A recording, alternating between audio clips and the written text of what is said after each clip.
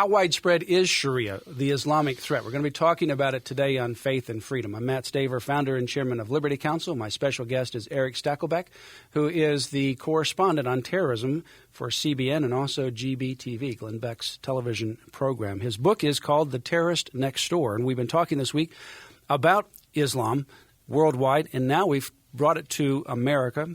Tomorrow we want to talk about Israel. But today we want to talk about how widespread is it in America. And let's begin with the Muslim Brotherhood. First of all, what is the Muslim Brotherhood? Well, the Muslim Brotherhood is the most influential Islamic radical group in the world. And, Matt, they are the granddaddy of them all when it comes to Islamic jihadist groups. They were founded in 1928 in Egypt, and that's always been their power base. And the interesting thing when you say that, in most people's mind, the granddaddy is al-Qaeda because we've heard about that so much.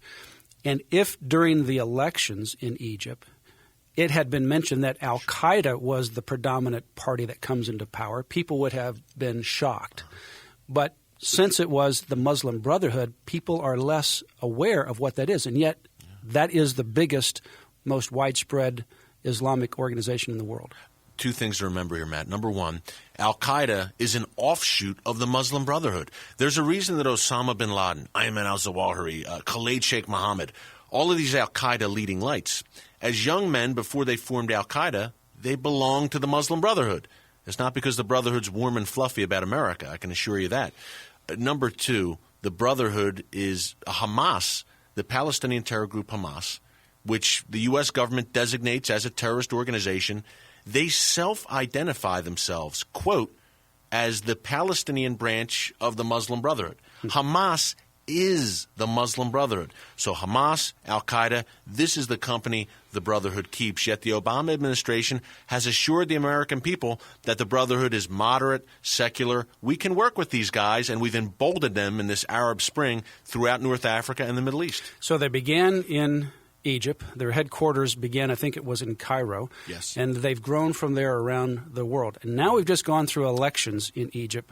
First of all, what is the Brotherhood? And then what does that mean for Egypt now?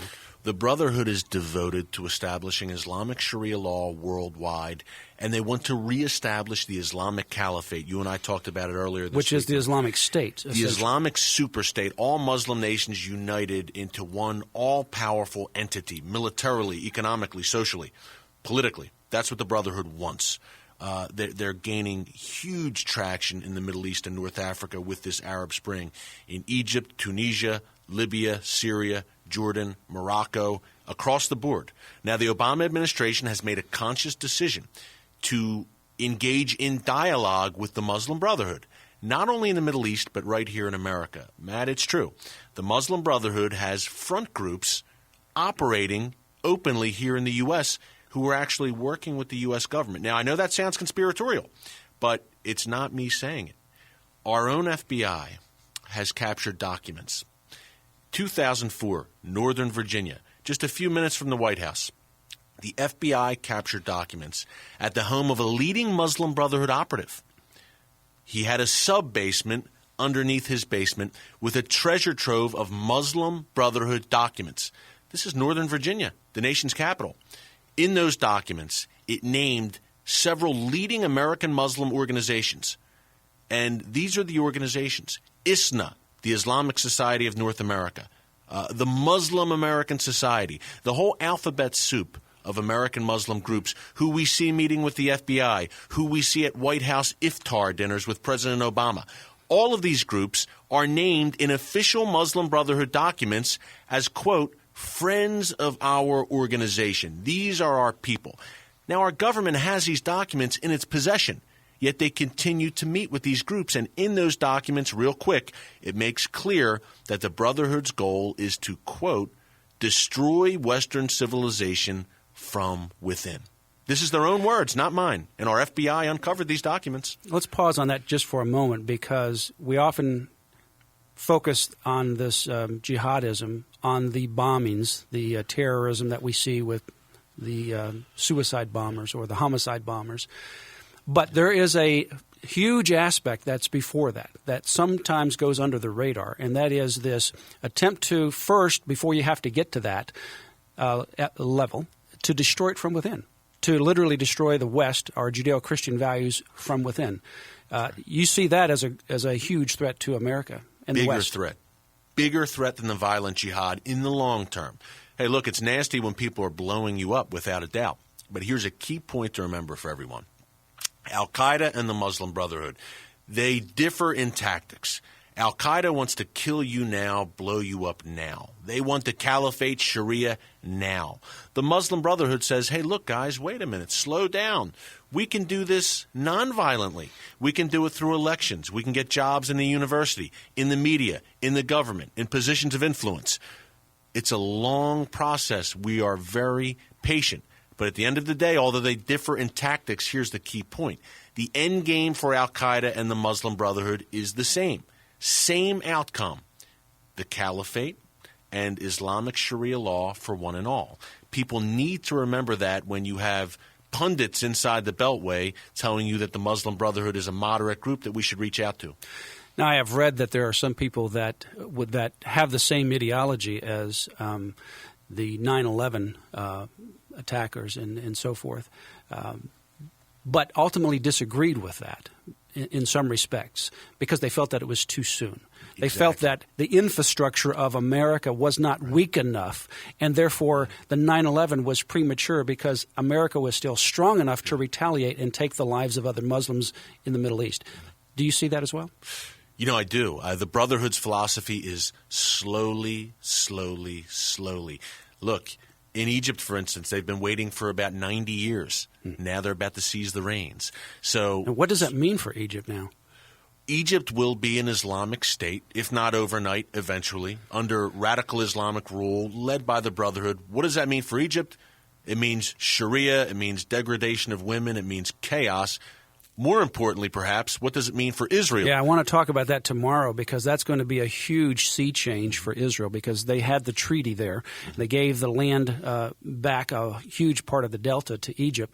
And it had oil wells, it had airports. They gave it back. Now, of course, there's a whole different sea change coming, and it's going to be a big threat to Israel, I believe. Absolutely it is. Look, you have a 32-year peace treaty between Egypt and Israel. It's a cold peace, but a peace nonetheless. That's about to go by the wayside.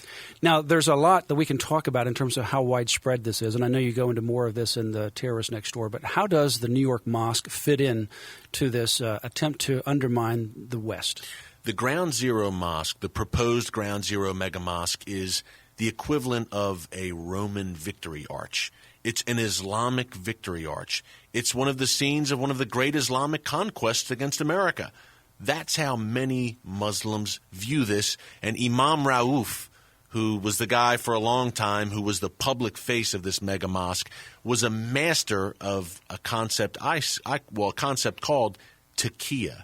Now, in Islam, taqiyya means deception. It's an Arabic word for deception. He was a taqiyya master. Deceptive, gave a moderate face to the world, said, look, I'm against violence, I'm against jihad, I'm against Sharia. He said that in English, Matt. But if you look at his Arabic writings, he said the complete opposite. That's an old trick that's been perfected by the Muslim Brotherhood types. They look like you and I. They wear a suit and tie. They don't have the big beard and the flowing robes. They look moderate. They sound moderate. They're well-educated. But they're anything but, and that's their trick.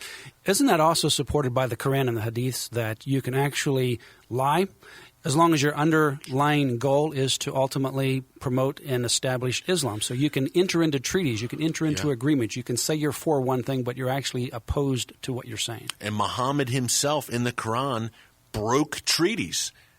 Broke peace treaties, deceived his enemies, and it is okay, as you said, to lie to non-believers to advance the cause of Islam. Well, our special guest has been Erick Stackelbeck, and he is the author of The Terrorist Next Door. He is a correspondent on terrorism for CBN and also GBTV. And this is a book that you'll want to read, The Terrorist Next Door, talking about how the government is deceiving you about the threat of Islam, not only in America, but around the world. It's a book you'll want to read, a great time to buy it. You can go to Liberty Counsel's website, lc.org, and buy it right there on the website, or you can call 1-800-671-1776. You can also Give an online contribution to Liberty Counsel by going to the website at lc.org or call us again at our toll-free number, 1-800-671-1776, and ask for the book, The Terrorist Next Door.